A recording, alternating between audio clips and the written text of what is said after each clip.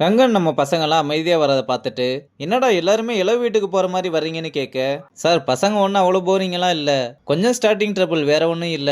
லைட்டா புஷ் கொடுத்தா சரியாயிரும் இப்ப பாருங்கன்னு தங்கத்தையும் மணியையும் பேச வச்சுட்டாலே பாதி பிரச்சனை சால்வ் ஆயிரும்னு நினைக்கிறேன்னு சொல்ல, சரி நீ தங்கத்தை பாரு நான் மணியை பாத்துக்கிறேன்னு வந்து, உங்களுக்குள்ள என்ன பிரச்சனை வேணும்னாலும் இருக்கட்டும். ஆனா இதை நீங்க ரெண்டு பேருமே பேசாம இருந்து சால்வ் பண்ண முடியாது. ஒரு பிரச்சனை வந்தா அதை அப்பவே பேசி சால்வ் பண்ண மாட்டீங்க. இல்ல சீனியர், இத பத்தி எனக்கு பேச விருப்பம் இல்ல. சரி நீ பேச கூட வேணாம், நீ அவன் பக்கத்துல போய் மட்டும் உட்காரு, அப்புறம் என்ன நடக்குதோ நடக்கட்டும்னு சொல்றா. தங்கமும் சரின்னு அவன் பக்கத்துல வந்து உட்காந்தா. இப்ப சீனியர்ஸ் எல்லாத்துக்குமே நம்மளுக்குள்ள சண்டைன்னு தெரிஞ்சிருச்சு. நம்மளை சேர்த்து வைக்கணும்னு என்னென்னமோ பண்ணிக்கிட்டு இருக்காங்க. இப்போ உனக்கு சந்தோஷமா? நீ அவங்க சொல்றாங்கன்னுலாம் பேச வேணாம், உனக்கா தோணும் போது பேசினா போதும். நான் அப்படிலாம் எதுவும் நினைக்கல. இப்ப கூட நீ என் பக்கத்துல உட்காந்துருக்க, ஆனா நீ தூரமா இருக்கிற மாதிரி இருக்கு. டேய், நான் எப்பவும் உன்னோட லவ்வெல்லாம் சந்தேகப்பட்டது இல்ல. அன்னைக்கு ஹில்ஸ்ல நடந்தது கூட அவ்வளவு பெரிய பிரச்சனை இல்ல. ஆனா ஒரு செகண்ட்ல ஏன்டா லவ் பண்ணோம்னு நினைச்சேன்னு சொல்லிட்டேல. அது நான் ஏதோ கோவத்துல சொல்லிட்டேன், தயவு செஞ்சு அதை விடு. நீ என்னதான் சொன்னாலும் உள்ளுக்குள்ள இருக்கிறது தானே வெளியே வரும். உன்ன மாதிரி ஸ்வீட்டா யாராலையுமே பேச முடியாது.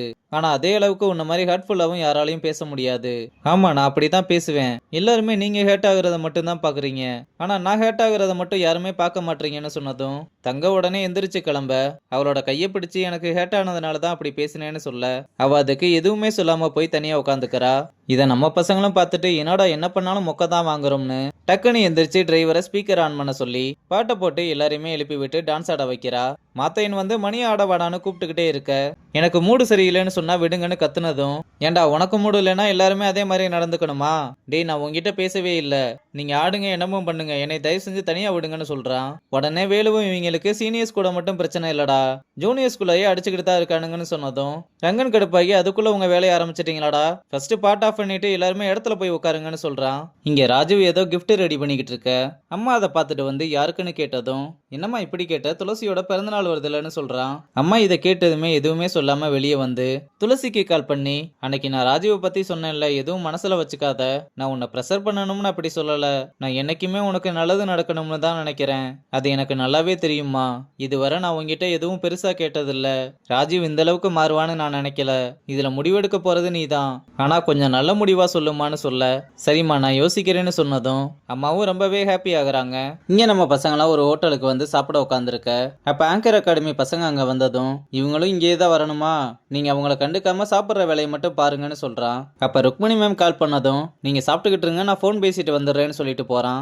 அப்ப ஆங்கர் அகாடமி பசங்க எல்லாருமே எம்என்சில நடக்கிற ஃபண்டிங் பிரச்சனையை வச்சும், இப்படி ஒரு பெஸ்ட் அகாடமில இருந்து வெளியே போய் ஒரு மட்டமான அகாடமில இப்படிதான் ஜாயின் பண்ண மனசு வந்ததோன்னு அனுவையுமே கிண்டல் பண்ணி பேச ஆரம்பிக்க, நம்ம மாப்பிள்ள அவங்கள பேச வேணாம்னு சொன்னாலும் கேட்க மாட்டானுங்க.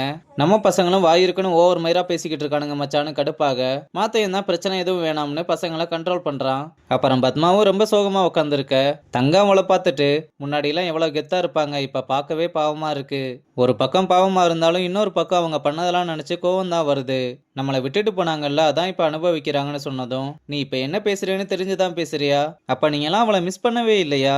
நாங்களும் மிஸ் பண்ணோம் தான், ஆனா அவங்க பண்ணதை நினைச்சு உங்களுக்கு கோவம் வரலையா? எனக்கு கோவம் இருந்தாலும் அவ என்னோட ஃப்ரெண்டு. ஒரு டைம்ல உங்களுக்கும் நல்ல சீனியரா தானே இருந்தா, அதுக்காவது மரியாதை கொடுங்க. தேவையில்லாம பேசுற வேலைலாம் வேணாம்னு அனு கிட்ட உன் ஃப்ரெண்ட்ஸ் கூட பேசுறதுனா பேசிட்டு வான்னு சொல்ல, இங்க பத்மாவை டிஃபெண்ட் பண்றதுக்கு நீ இருக்க, ஆனா அங்க என்ன டிஃபெண்ட் பண்றதுக்கு யாருமே கண்டிப்பா இருக்க மாட்டாங்கன்னு சொல்றா. உடனே தீயவும், உனக்கு யாரும் இல்லைன்னு நினைக்காத, நாங்க எல்லாருமே உனக்காக இருக்கோம்னு சொல்றா. அப்புறம் மாப்பிள்ள தங்கத்துக்கிட்ட பேச வந்தா.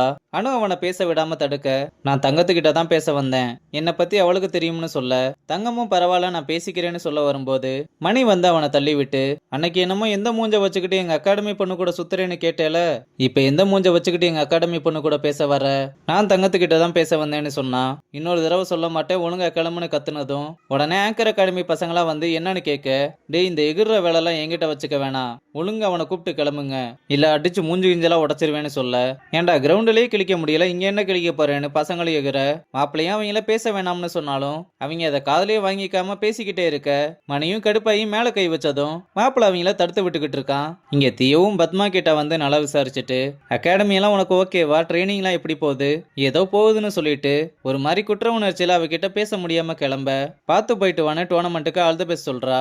இங்க தங்கம் ஓடி வந்து பசங்க கிட்ட மணி அடிக்கிறாங்கன்னு சொன்னதும் நம்ம பசங்களும் வேகமா ஓடி வந்து அவங்கள அடிக்க ஆரம்பிக்க ரங்கன் வந்து அவங்கள தடுத்து உண்மையிலேயே நீங்க சண்டை போடணும்னு நினைச்சா இங்க இல்ல கிரவுண்டுல வந்து சண்டை போடுங்கடான்னு எல்லாரையுமே போக சொல்லி அனுப்பி விடுறான். மாப்பிளையும் எதுவும் பேசாம அப்படியே அமைதியா கிளம்புறதோட இந்த எபிசோட முடிச்சிருக்காங்க.